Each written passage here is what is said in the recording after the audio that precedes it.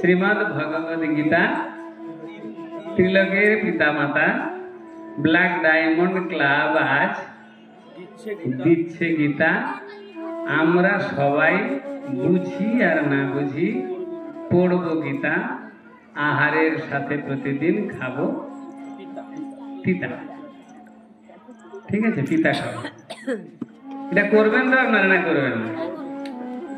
অসুবিধা আছে কি? বলুন, হাত তুলুন দেখি। অসুবিধা নেই, সবাই বলুন। অসুবিধা। আমি কিন্তু বলেছি বুঝুন না বুঝুন, বোঝার দরকার নেই। আপনি সংস্কৃত পড়েছেন কি পড়ার দরকার নেই, আপনাকে বাংলা গীতা দেওয়া আছে। আপনার অক্ষর জানেন, ধরুন দশরথ, সেটা তো দশরথ পড়তে পারবেন। গীতাটা পড়তে পারবেন, তাহলে কোনো অসুবিধা নেই।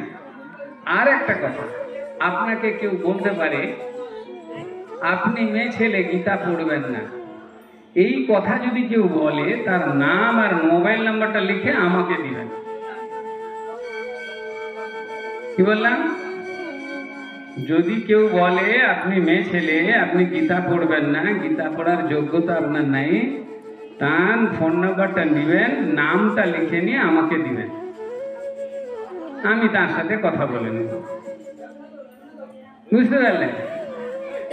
ভগবান কোথাও বলেননি, গীতায় কোনো অধ্যায়ে কোনো শ্লোকে বলা নাই যে কেবলমাত্র পুরুষই গীতা পড়বে, নারী গীতা পড়বে না।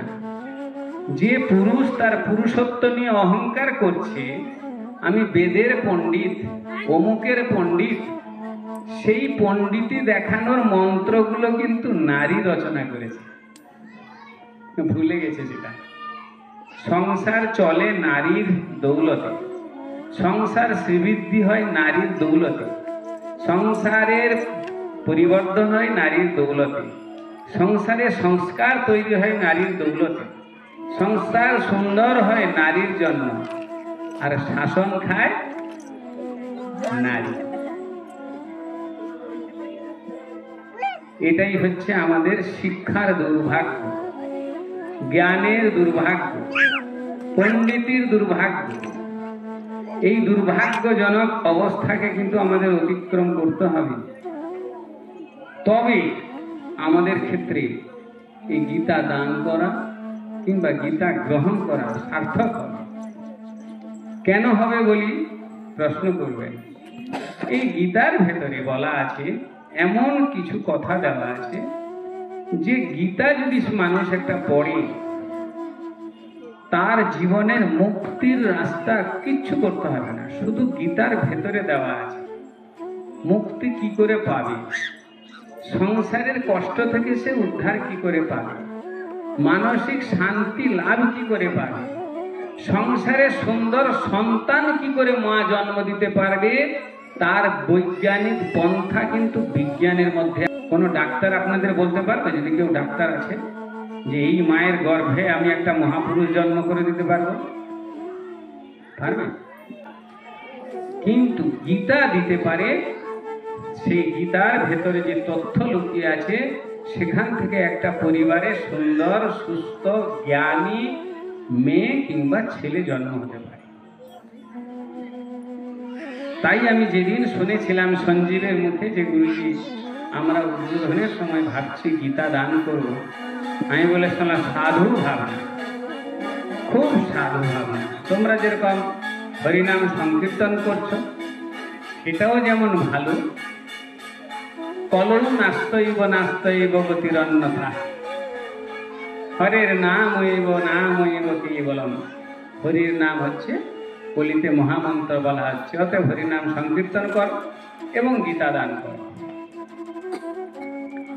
এবারে কি করে গীতার মধ্যে আপনি আপনার শান্তি খুঁজে পাবেন? প্রথম আমরা শান্তি চাই তো, না কি বলে? বর্তমান সমাজে আগেকার দিনের মায়েরা অনেকে আছেন, অনেক বয়স্ক, তারা জানেন যে খাদ্যাভাব ছিল তখনকার দিনের একটা বড় কঠিন অবস্থা। কিন্তু বর্তমান দিনের কঠিন অবস্থা হয়েছে শান্তি। খাদ্য আছে, পয়সা আছে, ফ্ল্যাট আছে, গাড়ি আছে, বাড়ি আছে, বন্ধু বান্ধব আছে, কিন্তু শান্তি পাই না। ঠিক না ভুল বলুন? তাহলে আমরা শান্তি কোথায় পাবো? শান্তি এই গীতার মধ্যেই পাবেন। আপনাদের দুটো কথা বলেছি, বুঝি না বুঝি পড়বো গীতা, বোঝার দরকার নেই আপনাকে। আর বলেছি কি, আহারের সাথে খাবো তিতা। তিতা খেলে কি হবে? আপনি সুগার থেকে মুক্ত পাবেন।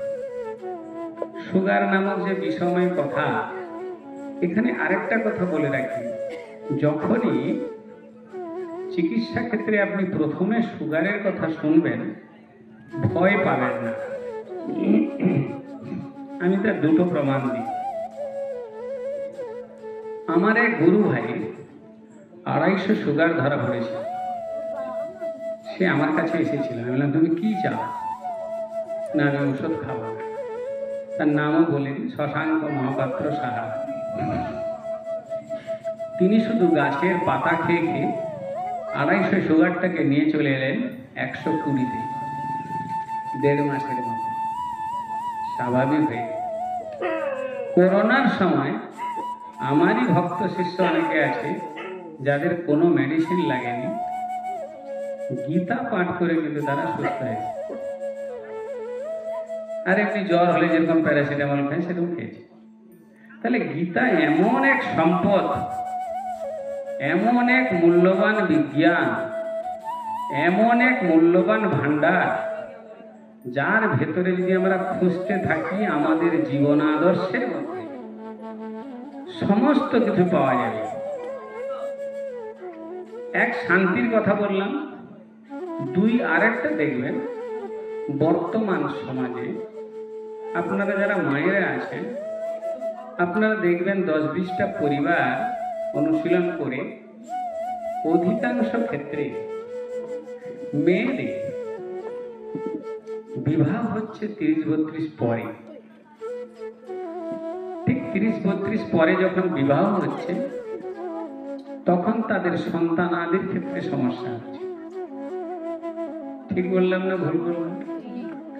তখন তারা এই ডাক্তার ও ডাক্তার, এই ডাক্তার ও ডাক্তার। এর সমাধানও গীতার মধ্যে আছে। এর সমাধানের সূত্র গীতার মধ্যে আছে। আমরা খুঁজি না, আমরা খুঁজিনি, আমরা আলোচনা করিনি, আমরা তার ভিতরে ভগবান কি তথ্য দিয়েছে সেটা জানি না। শুধু গীতা নিয়ে ঠাকুর ঘরের তাকে রেখে দিলাম, একটা ফুল আর চন্দন দিয়ে রেখে দিলাম।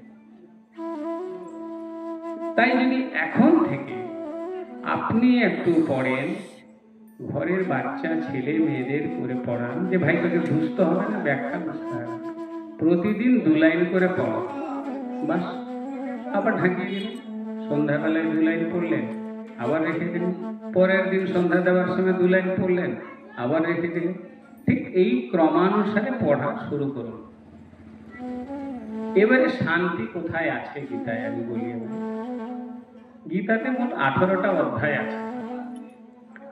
18টা অধ্যায়ের প্রথম 6টা পাঠ হচ্ছে সমস্ত কর্মের পদ্ধতি, তার মধ্যে দেওয়া আছে 6টা অধ্যায়ের মধ্যে।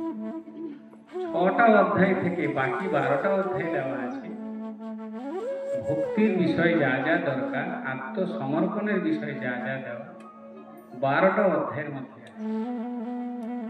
12টা অধ্যায় পেরিয়ে যাওয়ার পরে 18টা অধ্যায়, বাকি যে 6টা অধ্যায়, তার মধ্যে যদি আপনি প্রবেশ করেন, তাহলে আপনি বা আমরা বুঝতে পারব আমরা এখানে কিন্তু কেউ নারী আর পুরুষ নয়। আপনি বলবেন আমি নারী, আমি বলবো আমি পুরুষ। ভগবান বলছেন সব ভুল, সব মিথ্যা। কেন না? প্রত্যেকটা জীব নারী আর পুরুষের সম্মিলিত এক রূপ। নারী আর পুরুষের একটা সম্মিলিত রূপ প্রত্যেক জীব। কে বলছেন? আমি বলছি না, ভগবান বলছেন। কোথায় বলছেন? তিনি 13 অধ্যায়ে বলছেন। প্রকৃতি পুরুষ যোগে কিন্তু তিনি বলেছেন, হে কৌন্তেয়, ভগবান বলছেন, হে কৌন্তেয়, ইদং শরীরং ক্ষেত্রমিত্য বিধীয়তে। হে অর্জুন, তুমি মনে করো না যে তুমি পুরুষ, কারণ এখানে দুটো জিনিস বিরাজ করছে। তখন সেখানে তিনি তাকে আরো ব্যাখ্যা করছেন, বোঝাচ্ছেন, যেখানে ক্ষেত্রমিত্ত বিধিয়তে, আমি তোমাকে যে বললাম, তোমার এই শরীরের মধ্যে ক্ষেত্র কে আছে তুমি জানো? তুমি জানো। তোমার শরীরের মধ্যে পুরুষ কে আছে জানো? জানো না। তুমি কে বলতে পারবে? জানো না। কেমন করে বোঝাচ্ছেন?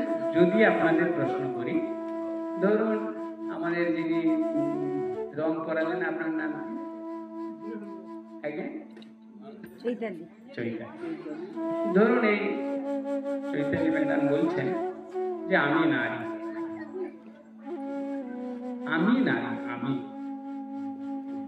তাহলে আমি বলবো আপনার হাতটা তোলেন। তাহলে যখন তিনি হাতটা তুলবেন, সেই হাতটা কি তিনি? হাতটা আপনি। এবার আপনি বললেন আপনার পাটাকে, বললাম আপনার পা আপনি। আপনার চুলটাকে আপনি আঁচড়াচ্ছেন, আপনি কি? আপনার মুখ দিয়ে আপনি খাচ্ছেন, আপনি কি? আপনার নাক দিয়ে আপনি গন্ধ নিচ্ছেন, আপনি কি? আপনার স্কিন দিয়ে অনুভব করছেন, আপনি কি? ঠিক আছে? আপনার শরীরে ঘুম পাচ্ছে, যখন আপনি বুঝতে পারছেন যে আমার ঘুম পাচ্ছে, তাহলে আমার ঘুম পাচ্ছে, তাহলে ঘুমটা আপনি না আমার বলে যে জিনিস আপনি, সেটা কোনটা? আমার শব্দটা মানে আপনি। এবারে আরো একটু যদি ভেতরের দিকে আপনি যান, যে আমি এখানে কি? আপনার পেট কেটে দেওয়া হলো, তবু তো আপনি আছেন। আপনার একটা পা বাদ গেল, তবু আপনি আছেন। চোখে দেখতে পাচ্ছেন না, আপনি আছেন। কানে শুনতে পাচ্ছেন না, আপনি আছেন। পঙ্গু হয়ে গেলেন, আপনি আছেন। তাহলে আপনি কি? যখন ক্রমানুসারে এইভাবে কৃষ্ণ বোঝাচ্ছেন, তখন অর্জুনের কাছে কোনো আর উত্তর নাই। তাহলে আমি কি? বলে আমি, তুমি একটা অর্জুন, তুমি শুধু এটা নাম, তোমার একটা, তোমার এই শরীরটার পরিচয় নাম হচ্ছে অর্জুন। তো এই শরীরের পরিচয় হচ্ছে চৈতালি। এই শরীরকে লোক চিনবে চৈতালি নামে। কিন্তু সে কে? তার ভেতরে তার কিন্তু উত্তর। তাহলে সেই যে এই শরীরকে ধারণ করেছে, বা যার ইঙ্গিতে, তাকে তো দেখতে পাচ্ছি না, আর সঠিক বলতেও পারছি না। তাহলে সেই যার কথা বলতে পারছি না, যাকে চিনতে পারছি না, অথচ সে আমার মধ্যে আছে কি নাই? মানুষ পড়ে আছে, তাকে পাইপ দিয়ে খাওয়ানো হচ্ছে, তবু সে আমি আমি বলছে। কি বলে কি বলে না? বল, বলছে তো। তাহলে সেই আমিটা কি? সেই আমি হচ্ছে পুরুষ। সেই আমি হচ্ছে পুরুষ। আর এই আমিটা যেরকম তার মধ্যে আছে, সেরকম আমার মধ্যে আছে, আপনার মধ্যে আছে, সবার মধ্যে সেই আমি আছে। আর বাকি যেটুকু জিনিস আমরা দেখলাম, চোখ, কান, নাক, মুখ, হাত, পা, হ্যাঁ, রূপ, রস, গন্ধ, এগুলো দিচ্ছি, এগুলো হচ্ছে প্রকৃতি। তাহলে প্রকৃতি আর পুরুষের আমরা বুঝতে পারলাম যে আমাদের ভেতরে পুরুষ আছে। তাই মীরাবাই একবার বলেছিলেন যে জগতে পুরুষ কে আছে আমাকে একবার দেখাতে পারো? কোন পুরুষ সাহস করে গিয়ে তার সামনে গিয়ে দাঁড়াতে পারেন। কারণ পুরুষ নিজেই জানে না যে সে পুরুষ কি প্রকৃতি। কারণ এই পুরুষকে তো সে দেখাতে পারবে না, দেখাতে পারবে না। প্রকৃতিও সেই পুরুষকে দেখাতে পারবে না, পুরুষও সেই পুরুষকে দেখাতে পারবে না। সেই অক্ষর ব্রহ্ম পুরুষ আমাদের সবার মধ্যে আছে, আপনার মধ্যে, তার মধ্যে, তার মধ্যে, সবাই। আচ্ছা দেখুন একটা কথা, বাবা মা একটা ছেলেকে জন্ম দিল,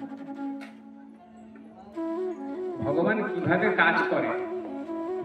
পিতামাতা একটা ছেলেকে জন্ম দিল, জন্ম দেওয়ার পরে মা হাত ধরে তাকে হাঁটায়, বাবা মা বলায়। বালি নিয়ে মাটি খেলা কি শেখায়? কি শেখায়? সেই শিক্ষাটা কে দেয়? মেয়েরা যখন দেখবেন সেই বালি মালা নিয়ে খেলাখেলি করে, তখনই কিন্তু বড় বউর খেলা খেলে। দেখেছেন কোন সময় কোন মা কি বড় বউর খেলা শিখিয়ে দিয়েছিল সেই সময়? সেই শিক্ষাটা কে দেয় বাচ্চাদের? আমরা এগুলো একবারও ভাবি, আমরা একবার জানিও না। তাহলে শিশুর মধ্যে আমাদের অজান্তে, আমাদের বলার অপেক্ষা রাখে না, অথচ তার ভেতরে এই সমস্ত প্রকৃতির শিক্ষা যে চলে আসে, এই শিক্ষা কে দেয়? এই শিক্ষা আমাদের মধ্যে যিনি বসে আছেন তিনি দেন। সেই পুরুষ, সেই পরম পুরুষ, সেই অক্ষর ব্রহ্ম, সেই সনাতন, সেই জীবাত্মা, তার দায়িত্ব এটা। তাহলে আমাদের সকলের মধ্যে সেই তিনি আছেন না নাই? এবার তো পরিষ্কার হলো না? কারুর দ্বন্দ্ব আছে বলুন? পেছনে কারুর দ্বন্দ্ব আছে? এ পাশে তোমরা কলেজে পড়ো মনে হয় নাকি? বলো দেখি, পড়ো না? মনে কিছু দ্বন্দ্ব থাকলে বলো, কিন্তু পিছনে বকাবকি করবে না, সামনে বলবে। কোনো দ্বন্দ্ব নেই। যখন আমার মধ্যে দ্বন্দ্ব নাহি যে আমার মধ্যে সেই পরমেশ্বর পরমাত্মার শক্তি আছে, তাহলে আমি কি গীতা পড়ার অযোগ্য? কি নাকি শাস্ত্র পড়ার অযোগ্য? এবারে আপনারা ভাববেন আমি বড় বড় লম্বা লম্বা সংস্কৃত পড়তে পারি না। দরকার নাই সংস্কৃত পড়ার। জঙ্গলে যে জঙ্গল দেবতা থাকে, সেখানে কি সংস্কৃত শুনে ভগবান এসেছিল? চন্দনেশ্বরে চন্দনেশ্বর মহাদেব যখন ফুটেছিল, তখন কি সংস্কৃত পণ্ডিত দাঁড়িয়ে সংস্কৃত আওড়েছিল? কি এসেছিল কি সংস্কৃত ধরে? বামা খেবা কি সংস্কৃততে খালি সেখানে বক্তব্য দিত তারাপীঠে? বামা খেবা শুধু মা মা বলতো। মা খাবি না তো আজকে আমি আর খাবো না, তুই খাবি তো খা, না হলে আমিও থাকবো। তাহলে কিসের গুরুত্বটা কিসের ছিল? নিজের ভেতরে কি? নিজের ভেতরে আস্থা, বিশ্বাস, নির্ভরতা, আত্মসমর্পণ, দৃঢ়তা। আপনাদের মধ্যে যদি সেই আত্মসমর্পণ থাকে, দৃঢ়তা থাকে, ভক্তি থাকে যে হ্যাঁ এই গীতা আমাকে আমার মোক্ষের রাস্তায় পৌঁছে দিবে, তাহলে আপনারা পৌঁছে যাবেন। পৃথিবীর কোন শক্তি আটকাতে পারে কি? তাহলে গীতার উপর ভক্তি শ্রদ্ধা আসার কোনো অবকাশ বাকি রইল কি? তাহলে আপনারা নিশ্চয়ই গীতা পড়বেন, অবশ্যই পড়বেন তো? কি আরেকবার হাত তুলে বলুন পড়বেন? আমি আপনাদের আরো আশ্বাস দিচ্ছি, সঞ্জীবের কাছে ফোন নাম্বার নেবেন। কোন জায়গায় পড়তে পড়তে যদি মনে সংশয় জাগে, আপনারা ফোন করবেন, আমি নিশ্চিন্তে আপনাদের বলে দেওয়ার চেষ্টা করব, নিশ্চিন্তে। কিন্তু আপনারা পড়বেন। হ্যাঁ, এখানে আরেকটা আপনাদের প্রতিবন্ধকতা হতে পারে, কারণ এখানে অনেক মায়েরা উপস্থিত, তো বাবারা খুব ব্যস্ত, কর্মব্যস্ত। তাদেরকে ধন্যবাদ দিতে হয়, যেহেতু তারা সংসার পরিচালনা করে। কিন্তু অনেক বাবাদের মধ্যে একটা আত্ম অহংকার থাকে, পুরুষের অহংকার।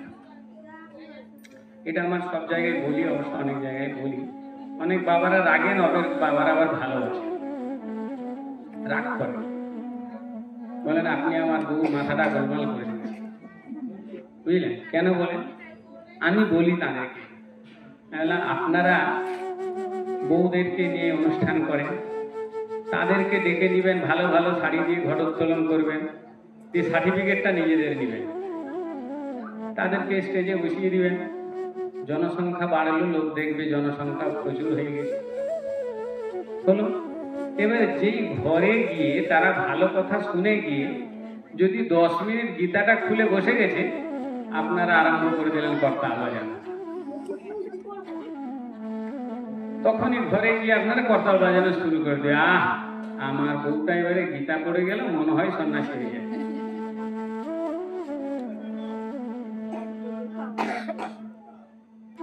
এ স্বামীজি এসে আমার বউর মাথায় গীতা ঢুকিয়ে দিয়ে গেছে, এ সন্ধ্যা সকালে গীতা পড়ছে, আর এবারে এ ঘর ঘর ছেড়ে দিবে, দিলে এবারে তাণ্ডব শুরু করে দিল। এই তুই এসব কিছু করতে হবে না, গীতা ফিতা ঘরে রেখে দে, রান্না বান্না কর, ছেলেদের দেখ। আমি তখন সেই অভিভাবকদের, সেই পতিদের বা সেই পুরুষদের আমি তাদেরকে অনুরোধ করে বলি, আপনারা তো ভগবানের কাছে প্রার্থনা করেন, প্রভু আমাকে, হে লক্ষ্মী আমাকে অর্থ দাও। লক্ষ্মী অর্থ দিবে কি করে? লক্ষ্মী আগেই বলে রেখেছে, গৃহে লক্ষ্মীস্ব গৃহিণাং গৃহে চ গৃহ দেবতা। তোমার ঘরে আমি লক্ষ্মীকে পাঠিয়েছি, তুমি সেই লক্ষ্মীর মর্যাদা দিতে জানো না, তো তোমার কাছে আমি গিয়ে কি করবো ভাই? আমি তো আর পেঁচা নিয়ে, কালো পেঁচা নিয়ে তোমার মাথার কাছে বসে থাকবো না।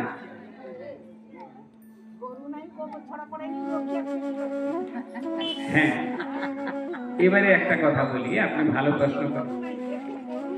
হ্যাঁ, আমি আপনার সে ভালো প্রশ্ন করেছেন, খুব ভালো। আমি চাইছি আপনাদের মধ্যে যা যা আছে সেটা বলুন, তাহলে আপনাদের পরিষ্কার হবে। আমি বলে দিচ্ছি, বলছি।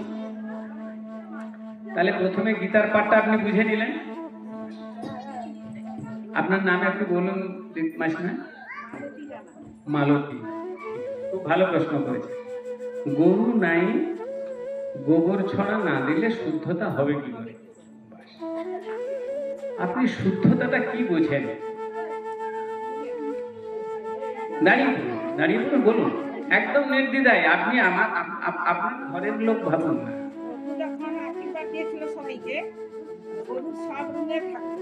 হ্যাঁ, লক্ষ্মী পিছনে এসে বলে প্রভু আমার জায়গাটা, হ্যাঁ, তখন তার জায়গা নেই, তখন বলে তুই গোবরে থাক। এই গোবরে যদি থাকে, গোবর ছাড়া দিলেই লক্ষ্মী ঢুকে ঘরে, তো পালন করে না, সেখানে কি লক্ষ্মী নাই? দাঁড়ান, এক একটা ভালো করে বুঝুন। প্রশ্ন খুব ভালো, গুরুত্বপূর্ণ। শহরে অনেক বড় বড় ধনী বড় আছে, ফ্ল্যাট আছে, তাদের কিন্তু গরু নাই। তো সেখানে কি অর্থ নাই না ঐশ্বর্য নাই? আছে। গ্রামে এমন লোক আছে যাদের ছোট্ট জায়গা, পাকা ঘর করেছে, গরু রেখে বেঁধে রাখার মতো জায়গা নাই, সেটাও রাখতে পারে। আবার একটা কথা আছে, গরু রেখে গরুকে যদি মাতৃবৎ সেবা না হয়, তাহলে গো অভিশাপ, গো অভিশাপে বংশধর, সেটাও একটা আছে। এবারে আসি শুদ্ধতার কথা। শুদ্ধতাটা যদি আপনি মনে করেন, আপনি আপনাকে শুদ্ধ কি করে মনে করবেন? যখন আপনার বাড়িতে পূজারী পূজা করতে আসে, আপনাকে কি বলে? একটা সাদা কাপড়, জামা কাপড় কেচে পরিষ্কার কাপড় পরে আসুন। দিয়ে এসে কি বলেন মন্ত্রটা? অপবিত্র পবিত্র বা সর্বাবস্থাঙ্গত বিবাহ যহ স্মরেত পুণ্ডরীকাক্ষ সবাজ্য অভ্যন্তর শুচি। কি বললেন? আবার বলছি, অপবিত্র পবিত্র বা সর্বাবস্থান, মানে সমস্ত অবস্থা, গত বিবাহ য মানে যে, যা স্মরেত মানে যিনি স্মরণ করেন, যা স্মরেত পুণ্ডরীকাক্ষ, পুণ্ডরীকাক্ষ মানে বিষ্ণু বা নারায়ণ, যা স্মরেত পুণ্ডরীকাক্ষ, যিনি পুণ্ডরীকাক্ষকে স্মরণ করেন বা ধ্যান করে নেন, সবাজ্য অভ্যন্তর সূচি, স্মরণ বা ধ্যান করে নেওয়ার সঙ্গে সঙ্গে তার বাহ্যিক আর অভ্যন্তর দুটো সূচি হয়ে, ঠিক আছে? এই মন্ত্রকে বোঝায় না। তো আপনার কাছে কিছুই দেখার দরকার নেই, গঙ্গা জল নাই তো নাই, জল নাই তো নাই। আপনি কি করবেন? দুটো হাত জোড় করবেন, স্বয়ং নারায়ণকে বসে মনে মনে তার ছবি চিন্তা করে নেবেন, তাকে ধ্যান করবেন। যদি আপনার নারায়ণকে মনে ধ্যান আসে, নারায়ণকে করলেন। গোবিন্দকে মনে করলে গোবিন্দকে ধ্যান করলেন। বিষ্ণুকে মনে করলে বিষ্ণুকে ধ্যান করলেন। জগন্নাথকে মনে করতে পারলে জগন্নাথকে ধ্যান করলেন। প্রভু রামচন্দ্রকে আপনার স্মরণ হইলে রামচন্দ্র। ঠিক আছে, আপনার উত্তরে পরিষ্কার হলে? তাহলে শুদ্ধতা নিয়ে আর কোনো দ্বন্দ্ব নাই। চাই গোবর জল দিক আর চাই নাই দিক, কারণ শুদ্ধ কোথাও নাই। সেই কারণে মুনি ঋষিগণ এই মন্ত্রটা লিখেছে। কেন শুদ্ধ নাই?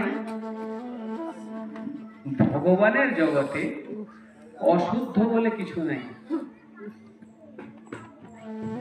আপনি বলবেন কি করে বলছেন অশুদ্ধ নাই? কোনো জল নেই। গঙ্গা জলে যদি আপনি অশুদ্ধ শুদ্ধ হয়ে যাবেন, গঙ্গা জলে যদি আপনি মুক্তি লাভ করে যাবেন, তাহলে গঙ্গা জলের ইলিশ মাছগুলো তো এক একজন মহাপুরুষ হয়ে যেত। হয়েছে কি কেউ? হয়নি। তাহলে মুনি ঋষিগণ সমস্ত কিছু ভেবে এইটুকু মন্ত্র বলে দিয়ে গেছেন, যাতে সমস্ত জীব নিজেকে ভগবানের চরণে আন্তরিকভাবে স্মরণ করে তাকে তার মানস চক্রে অবস্থান করিয়ে তাকে ধ্যান যদি করে নিতে পারে, তবে সে শুদ্ধ। কি? সবাহ্য অভ্যন্তর শুচি। এবারে কেন বলা হচ্ছে অশুদ্ধ নাই? অশুদ্ধ নাই এই কারণে, আপনি বলুন, সকালবেলা আমরা দেখি প্রত্যক্ষ ভগবান সূর্য নারায়ণ, তো আপনারা দেখুন যে শুদ্ধ অশুদ্ধ আমরা সবাই দেখি সকালবেলায় দিবাকর সূর্যোদয় হয়। আচ্ছা আপনারা বলুন তো, সবাই একটু ভেবে দেখুন, যখন সূর্যোদয় হয় তাহলে সূর্য নারায়ণকে আমরা নারায়ণ বলি, সূর্য নারায়ণকে জল দিই, জবা কুসুম শঙ্কাসন বলে মন্ত্র পাঠ করি, অর্ঘ্য দিই, এসব অর্ঘ্য ভগবতে শ্রী শ্রী সূর্য নারায়ণায় সমর্পয়ামি। তাহলে যে সূর্য নারায়ণকে সমর্পণ করছি, সেই সূর্য নারায়ণ তার শক্তি দিয়ে তিনি কি না কাজ করেন। মাঠে যে পায়খানা থাকে তার উপরে তো সূর্যরশ্মি পড়ে না? পড়ে না? বাথরুমে পড়ে, একটা অসুস্থ মানুষের উপর পড়ে, মরা গরুর উপর পড়ে, পচা নর্দমার উপরে পড়ে। সূর্য কি কখনো অশুদ্ধ হয়ে গেছে? না সূর্য কলঙ্ক হয়েছে? তাহলে যেখানে ভগবান প্রত্যক্ষ দেবতা, তার শক্তি প্রকাশ করে তার অশুদ্ধতা হচ্ছে না, তাহলে আমাদের মধ্যে এই অশুদ্ধতা ভাবনাটা কিন্তু আমাদেরকে ভগবান থেকে অনেক দূরে করে দেয়। হ্যাঁ, এখানে একটা ভাবতে হবে। অনেকে বলবে যে আপনি আমি তো সূর্যদেব নই, তাহলে সেটা আমাদের মধ্যে কি করে সম্ভব? ঠিক আছে, আমরা সূর্যদেব কেউ নই, কিন্তু আমাদের জন্য তাই ভগবান একটা ব্যবস্থা করে দিয়েছে যে বাবা তুমি একটা শুদ্ধ বস্ত্র পরবে, একটা পরিষ্কার জামা কাপড় পরে নিবে, পরে নিয়ে অপবিত্র পবিত্র বা এই মন্ত্রটা বলবে, আর তুমি তোমার ভগবানকে বা ইষ্টকে বা তোমার গুরুকে বা নারায়ণকে একটু ধ্যান করে, তাহলে শুদ্ধতা হয়ে গেল। পরাগ্রে বসতি লক্ষ্মী, পরমূলে সরস্বতী, পরমধ্যে স্থিত গোবিন্দম প্রভাতে করদর্শন। এই মন্ত্রটা করে প্রথমে কি বললাম? পরাগ্রে বসতি, পরমূলে সরস্বতী, পরমধ্যে স্থিত গোবিন্দম প্রভাতে করদর্শন। এইভাবে ধরবেন, শুধু সোজা বসবেন, সোজা বসে কিন্তু তাকিয়ে থাকবেন, এই আঙ্গুলগুলোকে দেখবেন। পরাগ্রে বসতি লক্ষ্মী, পরমূলে সরস্বতী, পরমধ্যে স্থিত গোবিন্দম প্রভাতে করদর্শনম। মানে দেখবেন যেন এই করের মধ্যে কিন্তু যেন গোবিন্দ ভগবানকে আপনি দেখছেন। আর এই অগ্রভাগকে দেখবেন যেন এখানে লক্ষ্মী আছে। পরাগ্রে বসতি লক্ষ্মী, পরমূলে সরস্বতী, পরমধ্যে স্থিত গোবিন্দম, প্রভাতে করদর্শনম। বিছানায় বসে 3 বার পাঠ করবেন। 3 বার পাঠ করে এটা নিয়ে মাথা থেকে নিয়ে আপনি এভাবে গোটা গায়ে নাড়ি করবেন। আপনি দেখুন, যদি মুনি ঋষিদের এইটুকু কথা সকালবেলা যদি আপনি এইটুকু করেন, একদম বিছানা থেকে উঠে প্রথম হাত মুখ কিছু ধরার দরকার, বসে এইটুকু করে নেবেন। এইটুকু করে নিলে আপনি 5-7 দিনের মধ্যে বুঝতে পারবেন আপনার মানসিক অবস্থা কত আনন্দ হয়ে যায়, কত শান্তি মনে আসবে, কত আনন্দ এসে যায়। তো এই শান্তি পাওয়ার ছোট ছোট জিনিস আমাদের সনাতন ধর্মে সনাতন ঋষিকুল আমাদেরকে সেটা দিয়ে দিয়েছে। এগুলো যদি আমরা একটু একটু করে জেনে নিই, সেটা আরো বেশি সহজলভ্য হবে। এবারে আরেকটা কথা বলে দিই আপনাদের, এসে আপনারা যখন খুব শুনছেন খুব ভালো লাগছে, আগ্রহ লাগছে। অনেক বোনরা রয়েছে যারা হয়তো পড়াশোনা করছে, তারা এখনো সংসার জীবনে প্রবেশ করেনি। মায়েরা যারা আছেন তারা বলে দিলেন তাদেরকে, গীতায় 6 নম্বর অধ্যায়, ঘরের মেয়েদের যারা বিয়ে থাক করেনি বা বিবাহ যোগ্য হয়েছে, পড়া করছে আলাদা কথা, 6 নম্বর অধ্যায় তাদেরকে পাঠ করতে হবে। 5 আর 6 দুটো যদি পাঠ করে খুব ভালো, যদি না পারে তাহলে ন্যূনতম 6। আর তাদেরকে বাধ্য করা যায়, সে হয়তো প্রথমে পড়বে না, পড়ে আমার কি হবে, তাকে রুটিন করে দেবেন। 5 নম্বর অধ্যায়ের প্রথম থেকে পুরোটা পড়তে হবে। 5 নম্বর অধ্যায়ের আজকে একটা শ্লোক পড়লো, একদিন 2টো শ্লোক পড়লো, তারপরে 3টে শ্লোক পড়ে পড়ে পড়ে পড়ে 6 নম্বর শেষ হয়ে গেল, আবার প্রথম 5 নম্বর থেকে শুরু, আবার 6 নম্বর শেষ, আবার এইভাবে তাকে পড়ানোর অভ্যাস করো। এতে কি হয়, মেয়েদের মাঙ্গলিক দোষ থাকে। বুঝতে পারছেন কি বলছি? অনেক মেয়েদের মাঙ্গলিক দোষ থাকে, বৈবাহিক সমস্যা থাকে, তাদের রাহু মঙ্গলের দোষ থাকে। এই দুটো অধ্যায় কিন্তু যদি সেই মেয়ে প্রতিদিন করতে থাকে, সেখানে কিন্তু ভগবান গোবিন্দের কৃপায় অনেকটা তার সেই বাধা বিঘ্ন দূর হবে। তুমি বুঝতে পারলে কি বললাম? তোমার নাম কি বললাম? সত্যি আমার এই কথাটা শুনলে আর একজন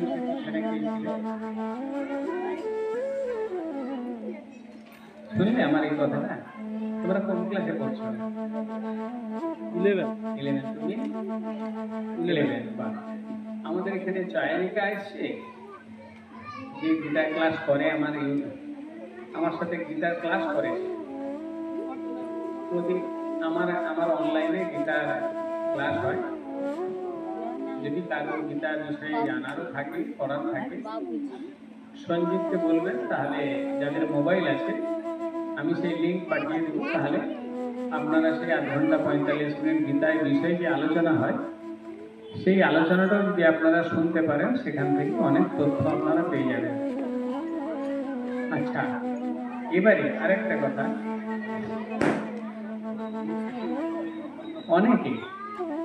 অনেক মায়েদের অসুবিধা হয় একটা ক্ষেত্রে, তারা সংসারকে নিয়ে বেশি নিজেরা খুব ডিপ্রেশন হয়ে যায়, মানে খুব হতাশ হয়ে পড়ে। স্বামীর জন্য এত করলাম, ছেলের জন্য এত করলাম, কেউ আমার হলো না, কেউ আমার কথা শোনে না।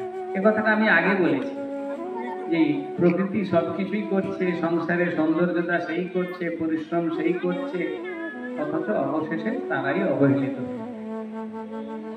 এই ক্ষেত্রে যারা আপনারা কষ্ট পাচ্ছেন, যে স্বামী এই অবস্থা, এই অবস্থা, সেখানে প্রথম একটা কথা তোমরাও জেনে রাখো, নারীদের 4টা স্তর আছে। 4টা বিষয়কে নারীকে কিন্তু কন্ট্রোল করতে হয়, সহ্য করতে হয়, বুঝতে হয়। কি? এক হচ্ছে, প্রথমে হচ্ছে পিতৃকুল। পিতৃকুল অতিক্রম করে যখন যার হাত ধরে যাবে পতিদেবতা বলে, পতিদেবতার সন্তুষ্টির জন্য কিছুদিন সময় নিতে হয়। পতিদেবতা সন্তুষ্টি হয়ে যাওয়ার পরে পরবর্তী প্রজন্মে যে মেয়ে বা ছেলে আসলো, তাকে সুন্দর করার জন্য সেখানে তার সমস্ত কিছু অর্পণ করতে হয়। ঠিক আছে?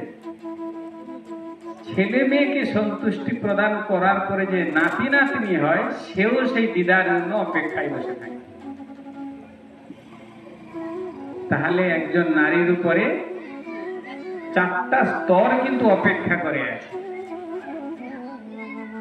পিতৃকুলে জন্মগ্রহণ করলো, বাবা পড়াশোনায় হ্যান ত্যান, মেয়েকে কন্যাদান মহাদান, বাবা সেই গর্বে গর্বিত। বাবা কন্যাদান করে কিন্তু গর্ব পেয়ে গেল। যাকে দান করলো, সে যার হাত ধরলো, তাকে সন্তুষ্টি সম্পূর্ণ না দিতে পারলে সে সেখান থেকে হতাশ হলো। সেখান থেকে যে সন্তানকে জন্ম দিল, তার জন্য 10 বছর সময় দেওয়ার পরে যদি তার কাছে কিছু রিটার্ন না পেল, সেখানে সে হতাশ হলো। পরবর্তী যখন সেই ছেলে বিয়ে করলো, যখন নাতিপুতি হলো, সেই নাতিপুতির জন্য কিন্তু দিদিমার মন কিন্তু সেখানে চলে। তাহলে তাদের মন কিন্তু 4টা জায়গাকে কিন্তু ব্যালেন্স রাখার জন্য ভগবান সে ক্ষমতা দিয়েছে। এই কথা কিন্তু অধিকাংশ মানুষের, আপনারা জিজ্ঞাসা করবেন যে নারীদের কতটা অবস্থাকে মানতে হয়, ধারণ করতে হয়, পালন করতে হয়, মানুষ সেটা বলতে পারবে না। এবং আর একটা কথা আপনারা কিন্তু মন দিয়ে শুনুন, এটা কিন্তু কোথাও পাবে না, আমি আপনার গ্যারেন্টি দিচ্ছি যে কথাগুলো আমি বলছি। পড়ুন, এই পর্যন্ত যতটুকু সময় ছিল আমি বললাম। আমি আমার এই কষ্ট নিয়ে এসেছি, আমি আপনাদের কাছে অনুরোধ করব, প্রার্থনা করব, আশা রাখবো যে আপনারা আপাতত ডেলি 2 লাইন করে বলুন। কি আপনারা বলবেন তো? সবাই জোরে হাত তুলে বলুন, নমঃ পার্বতী পতি হর হর মহাদেব, মদন মোহন কি জয়, শ্রীমদ্ ভগবদ গীতা কি জয়, শ্রী শ্রী রাধা রমন কি জয়, রাধা मैया की जय, चैतन्य महाप्रभु की जय, आज की आनंद की जय, हरिनाम संकीर्तन की जय, गंगा माता की जय, यमुना माता की जय, नर्मदा माता की जय, आज की मातृशक्ति की जय, आज की मातृशक्ति की जय, सनातन धर्म की जय, भारत वर्ष की जय, पूरी जगन्नाथ की जय, अयोध्या धाम की जय, नवद्वीप धाम की जय, उपस्थित भक्त वृंद की